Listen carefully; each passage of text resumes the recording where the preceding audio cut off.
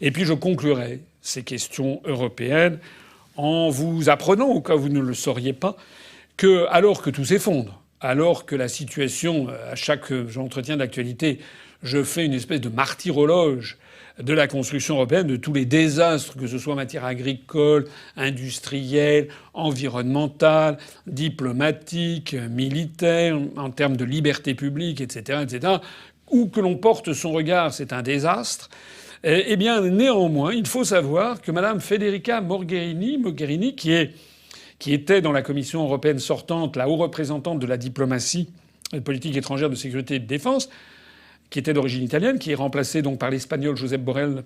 Eh bien, Madame Mogherini a fait savoir, donc il y a une quinzaine de jours, qu'il fallait absolument accélérer, tenez-vous bien, la procédure d'adhésion à l'Union européenne de 2 nouveaux États membres, qui sont l'Albanie, d'une part, et la Macédoine du Nord, d'autre part.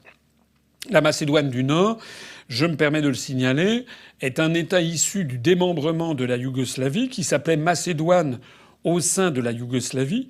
Mais à partir du moment où ce pays est devenu indépendant, il a voulu s'appeler Macédoine et il y a eu une levée de boucliers en Grèce, puisque les Grecs ont considéré que c'était un vol de paternité et de nomination, d'appellation d'origine protégée, puisque ce pays ne s'est jamais appelé la Macédoine en fait, même si les voisins de la Macédoine, qui est une grecque, qui est au nord, qui est du côté de Thessalonique, donc dans le nord de la Grèce. Il y a d'ailleurs un site archéologique admirable que je vous conseille d'aller visiter si vous allez un jour à Thessalonique. Thessalonique ou Salonique, on dit la même chose, c'est la même chose, et qui est à l'est, c'est un petit peu au nord du mont Olympe, ça s'appelle Vergina, et c'est là qu'il y a le tumulus où on a retrouvé la tombe de Philippe de Macédoine, le père d'Alexandre le Grand.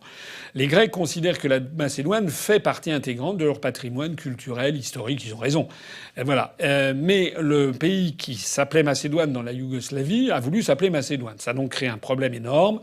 La Macédoine s'appelait autrement avant la Yougoslavie.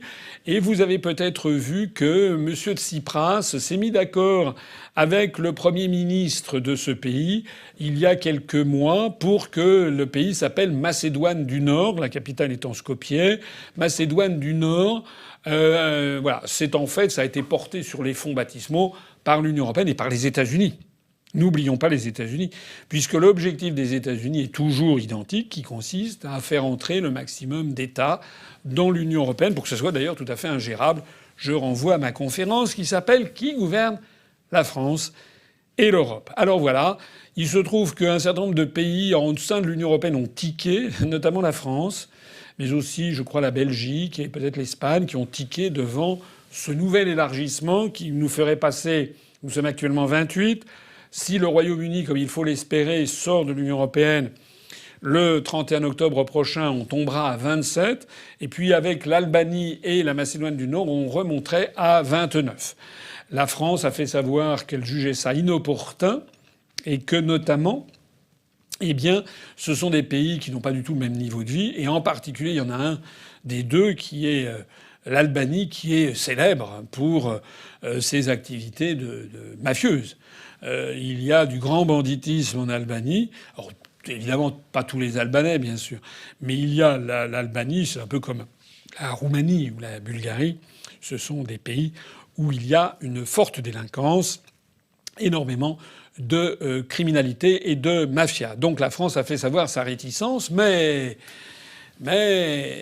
normalement la France pourrait bloquer à elle seule cet élargissement du principe de l'unanimité.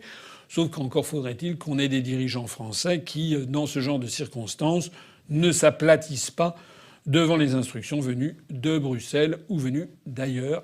Affaire à suivre.